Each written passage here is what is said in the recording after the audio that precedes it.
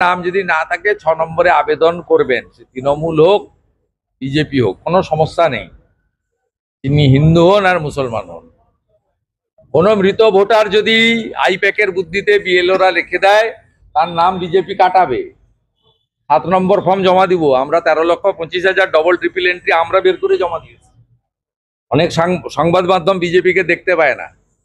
BJP 13,25,000 দিয়েছে, যার 6.5 লক্ষ নাম বাদ গেছে ইতিমধ্যে। হাফ একটা নাম আছে, একটা নাম বাদ গেছে, ডবল ট্রিপল এন্ট্রি।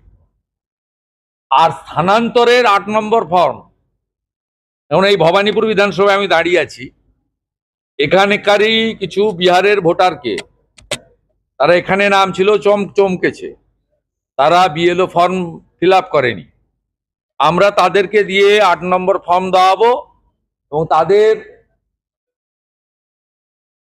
বিহারের যে ভোটের লিঙ্ক, সেই ভোটার লিস্টের কপি আমাদের কাছে আছে, আমরা দিয়ে দেবো। এরকম থাকলে করবেন, কিন্তু বাংলাদেশি মুসলিম অনুপ্রবেশকারীদের মমতা ব্যানার্জির ফ্যাক্টরি থেকে যতই 2 নম্বরই কাগজ বের করুন না কেন, সেই কাগজ অ্যাকসেপ্টেড হবে না।